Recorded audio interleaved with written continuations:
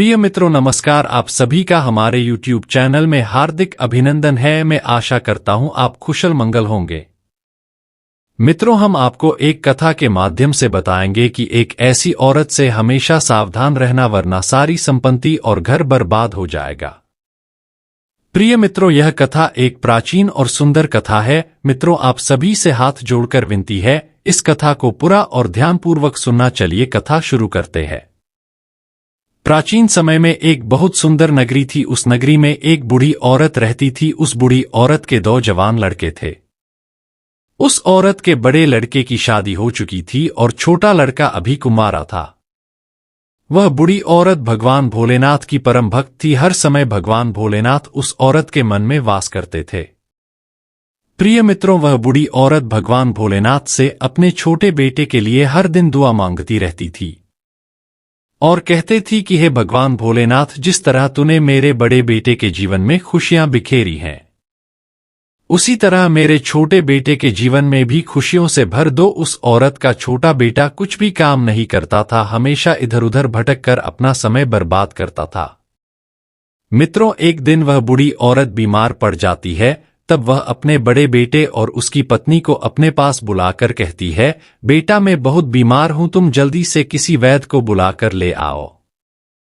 अपनी बीमार मां की बात सुनकर बेटा तो चुप रहा, लेकिन उसकी पत्नी कहती है कि हे सासू मां, हमारे पास क्या पैसों का पेड़ लगा है जिससे हम वैद्य को बुलाकर तुम्हारी दवा दारू करवाने। मेरे पति की सारी कमाई तो तुम मां बेटे के भोजन में चली जाती है, इसलिए हमारे पास एक भी पैसा नहीं तुम्हारी बीमारी को ठीक करने के लिए।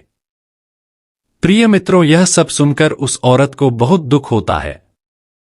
तभी छोटा बेटा वहां आता है और कहता है कि हे माता, तुम चिंता मत करो, तुम अवश्य ही ठीक हो जाओगी। फिर वह बूढ़ी औरत कहती है, बेटा, अब तो भगवान भोलेनाथ पर ही भरोसा है। रही चिंता की बात, जिस दिन तुम काम करने लगेगा और अपना घर बसा लेगा, ये चिंता भी मेरी खत्म हो जाएगी और मैं खुशी से अपने प्राण त्याग दूंगी।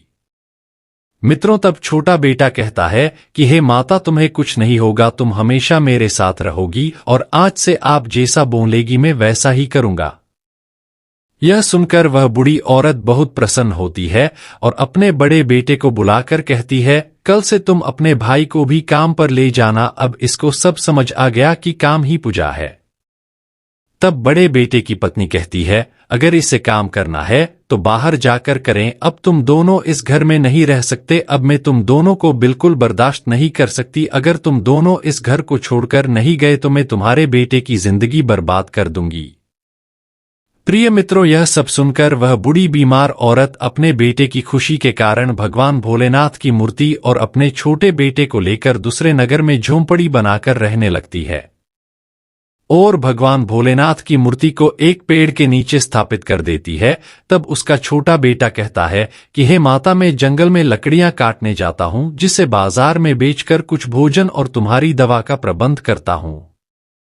यह कहकर वह छोटा बेटा जंगल में चला जाता है। उसके जाने के बाद एक धनी व्यापारी वहां से गुजरता है और उस वृद्ध औरत को भगवान भोलेनाथ की मूर्ति के पास बैठा देखता है। वह उसके पास जाता है और कहता है कि हे माता, आप इतनी परेशान क्यों हैं? वृद्ध औरत उसे सारी बात बताती है।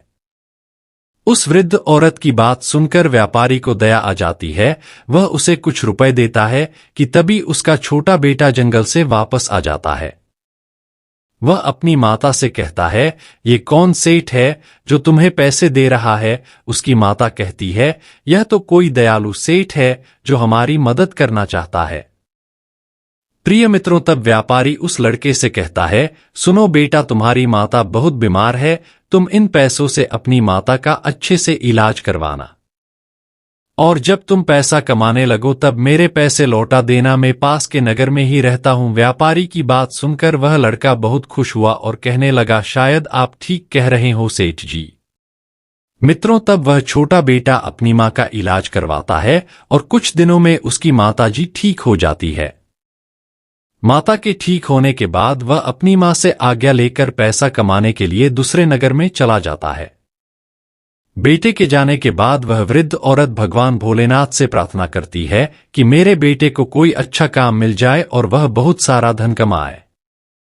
प्रिय मित्रों, भगवान भोलेनाथ की कृपा से उस लड़के को एक सुनार के यहाँ काम मिल जाता है और कुछ ही महीनों में उस लड़के ने बहुत सारा धन कमा लिया। एक दिन वह सेठ जी आज्ञा लेकर वापस आता है। सबसे पहले वह उस व्यापारी के पास जाकर उसका पैसा लौटाता है और उसका धन्यवाद करके अपनी नगरी की तरफ चलता है। चलते चलते वह बहुत थक जाता है और एक वृक्ष के नीचे बने चबूतरे पर बैठ जाता है। संयोगवश उसका बड़ा भाई उसे मिल जाता है। वह दोनों भाई मिलकर बहुत खुश होते हैं। प्रिय मित्रों, तब बड़ा भाई उस छोटे भाई से मां के बारे में पूछता है। इस पर वह कहता है, मुझे तो कई महीने हो गए मां से मिले। मैं तो दूसरे नगर गया था पैसा कमाने के लिए, पता नहीं मां की हालत कैसी होगी, लेकिन अब मैंने बहुत सारा धन कमा लिया है। अब मैं मां की बहुत सेवा करूंगा और उसे किसी चीज की कोई कमी नहीं होगी। तब वह अपने बड़े भाई से कहता है, शाम होने वाली है, अब मुझे चलना चाहिए। अपने छोटे भाई की बात सुनकर वह कहता है, अब तो अंधेरा होने वाला है, तुम थके हुए भी लगते हो, आज रात तुम मेरे पास ही रुक जाओ, सुबह होते ही चले जाना। वह छोटा भाई अपने बड़े भाई की बात मानकर उसके साथ घर चला जाता है। जब बड़े भाई की पत्नी अपने देवर को बहुत सारे सामान के साथ देखती है, वह हैरान होकर अपने पति से पूछती है, इतना सारा सामान और धन उसके पास कहां से आया? प्रिय मित्रों, तब उसका पति उसे सारी बात बताता है। उसकी बात सुनकर उसके मन में लालच आ जाता है। वे दोनों उसकी बहुत सेवा करते हैं और उसके लिए अच्छा खाना बनाते हैं। अलग कमरे में उसके लिए एक खाट बिछाते हैं ताकि वह आराम से सो सके। खाना खाने के बाद वह थकान के कारण जल्द ही सो जाता है। तब बड़े भाई की पत्नी अपने पति से कहती है, सुनो जी, आपके भाई के पास इतना सारा धन है, अगर हम इसे मार डाले ये सारा धन हमारा हो जाएगा। अपनी पत्नी की बात सुनकर वह बड़ा भाई कहता है, तुम इतनी लालची हो गई हो, इस धन की खातिर मेरे भाई को मारना चाहती हो। प्रिय मित्रों, तब उसकी पत्नी कहती है, अगर तुम मेरे बीच में आए तो मैं तुझे भी मार डालूंगी। यह सुनकर उसका पति डर से कांपने लगता है। तब उसकी पत्नी एक चाकू लेती है और उसके छोटे भाई को मार डालती है और उसके शरीर को उसी कमरे में गड्ढा खोदकर गाड़ देती है और उसकी सारी दौलत को छुपाकर उस कमरे को पहला जैसा कर देती है ताकि किसी को पता ना चले। उधर उसकी मां को सपना आता है कि उसका छोटा बेटा बहुत सारे सामान के साथ अपने बड़े भाई के वहां ठहरा हुआ है। जब सुबह होती है, वह वृद्ध औरत अपने बेटे की चिंता करने लगती है और भगवान शिव से प्रार्थना करती है कि हे भगवान, मेरा बेटा जहां भी हो ठीक हो। तभी वहां वही धनी व्यापारी आता है और उस वृद्ध औरत से कहता है कि हे माता, आप अब क्यों चिंता में हो? अब तो तुम्हारा बेटा बहुत सारा धन कमा कर ले आया है और जो धन मैंने तुम्हें दिया था वो धन तुम्हारे बेटे ने मुझे वापस लौटा दिया है। प्रिय मित्रों, व्यापारी की बात सुनकर वह वृद्ध औरत खुश हो जाती है और व्यापारी से पूछती है, क्या मेरा बेटा तुम्हें मिला था? व्यापारी ने कहा, वो कल शाम को मेरे पास आया था और पैसे देकर उसने बोला था मैं सीधा अपनी मां के पास जा रहा हूं, लेकिन लगता है तुम्हारा बेटा तुम्हारे पास आया ही नहीं। तब वृद्ध औरत कहती है, लगता है जो सपने में मैंने देखा था वो सच था, वो रात होने के कारण जरूर अपने भाई के पास ठहरा होगा, मैं वहां जाकर पता लगाती हूं। यह सब कहकर वह वृद्ध औरत अपने बड़े बेटे के घर चली जाती है। जब उसके बेटे की पत्नी अपनी सासू मां को देखती है, वह हैरान हो जाती है और मन में सोचती है, ये कहां से आ गई? तब वह अपने बेटे से पूछती है, क्या यहाँ तुम्हारा छोटा भाई ठहरा हुआ है? उसका बेटा उसकी मां को शांत भाव से देखता है।